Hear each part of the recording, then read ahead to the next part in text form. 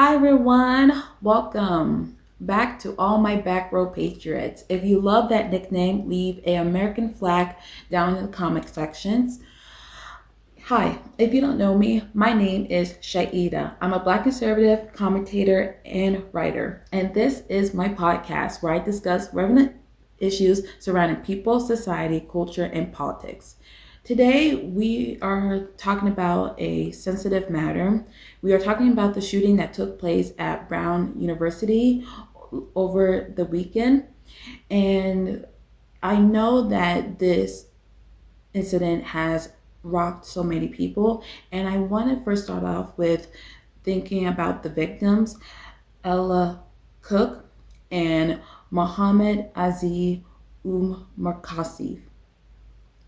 And I know that I may have butchered that name, and I've tried my best to figure out how to pronounce it very correctly.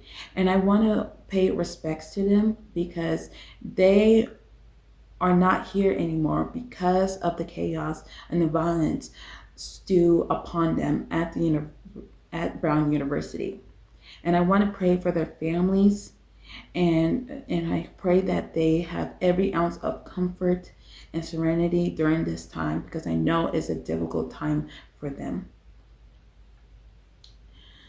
And before I dive into a little bit more into today's discussion, I am going to share a scripture from Lamentations chapter 3 and verse 22. It says right here, because of the Lord's great love, we are not consumed, for his compassion never fails. For his compassions never fail. If there's anything that I want you guys to take away from, sorry about that, to take away from today's episode is to have compassion. And compassion without truth is not compassion, it is neglect. And obviously, I know a lot of people are going to listen to this episode and feel very upset, and that is okay. And if you do not agree with anything I have to say, I want you to try to have at least a productive conversation with me down in the comment section. Well, let me share a little story. Back in 2018, it was spring March of 2018. I was a senior in high school. I was over at I was in Montgomery County, Maryland at the time. Back during that time, the Parkland shooting had occurred, and this may have been, yeah, the Parkland shooting had occurred, and I remember that story rocking so many people across the nation. So during that time, the different activist groups and student organizations were going to start a march in Washington D.C. called March for Our Lives.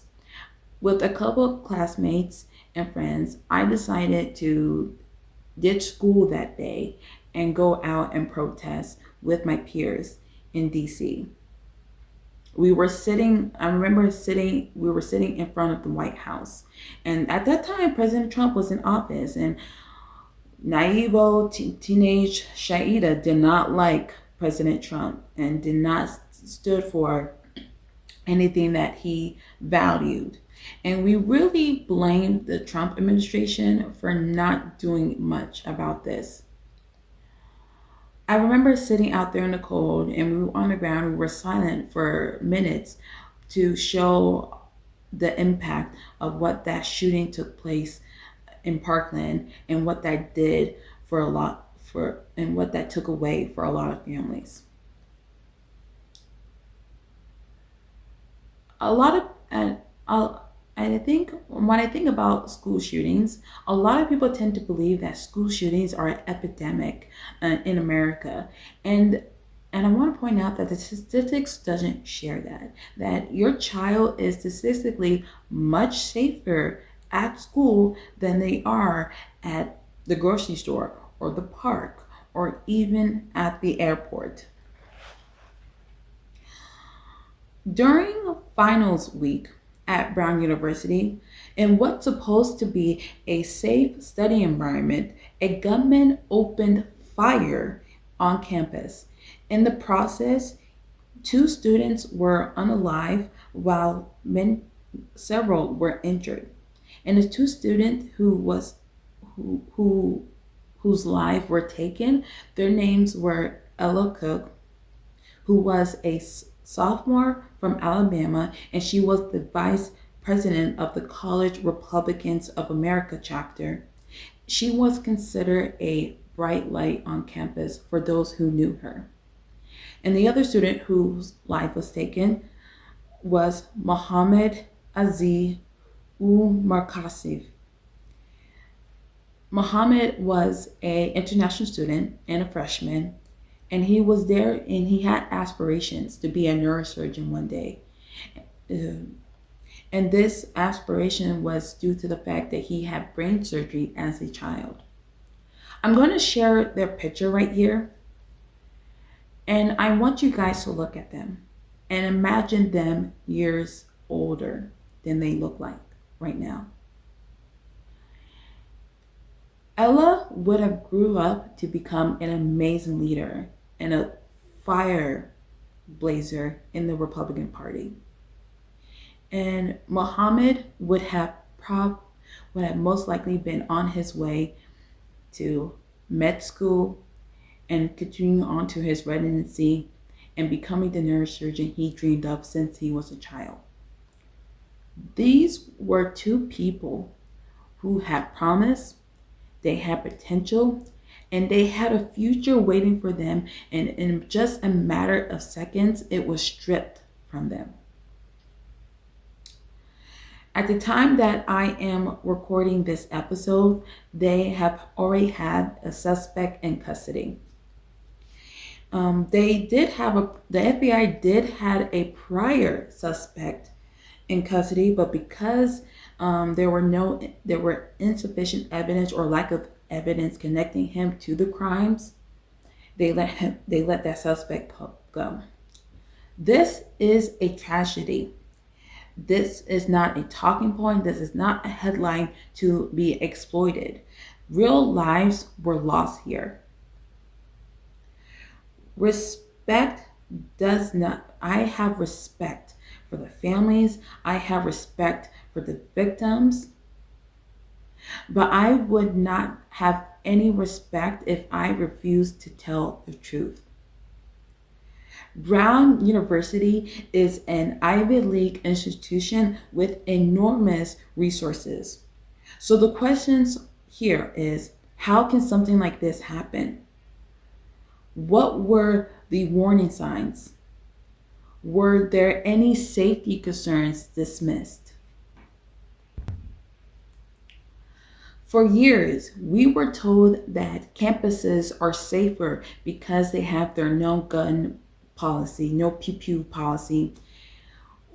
That we were told that campus were safer when they prioritized feelings over facts, ideology over order, and activism over accountability. Meanwhile, law enforcement is treated as a problem, not a solution. When violence erupts, the response is the same: grief statements, counseling emails, canceled exams, no serious reckoning, no culture accountability. Security is considered oppression. This discipline is considered harm, and responsibility is treated like a dirty word. Let's be honest. A society that refuses to enforce boundaries is a society that should expect chaos. Yes, mental health matters. Yes, compassion matters. However, if you are a back row patriot, you have to believe that compassion without the truth is not compassion, it is negligence. And for too long, conservatives have stayed negligent on this matter because people have gone so far left that they can't see what danger is anymore. The left actively advocates for violence. So why are they shocked when violence is spewed? On This Is Her America, we believe students deserve safety. We believe parents deserve honesty. An institution who prioritize obedience over order deserves scrutiny and not blind trust because of its prestigious name. I want to revert back again. My prayers are with the family, and I'm going to pray for the families. I'm going to pray for Ella. I'm going to pray for Muhammad. I'm going to pray for their souls. I'm going to pray that their family has every ounce of peace and serenity that they can have, because this is not an easy situation for them. This is going to impact their lives forever. And I'm going to pray that this country wakes up, because if we keep going down the path that we're going, many more lives are going to be lost. Silence is not a virtue. Leadership needs to take accountability. Thank you so much for watching. If you like this episode, please consider subscribing, giving this episode a thumbs up, share this episode even. Let the message reach out to people. Anyways, Back Road Patriots, I'll see you next time. Love you guys always. Bye. Back again. Wow, you're amazing. Please be sure to give today's episode a thumbs up and leave a comment. If you are new here, subscribe so you can stay tuned for more episodes. Want to get to know me a little bit more? You should follow me on social media. I provide the links to all my social media platforms in the description of each podcast episode. Did today really resonated with you? Then you'll even love my deeper dives on my Substack. So please be sure to check it out when you can. Always remember, stay rooted in truth, stand firm in grace.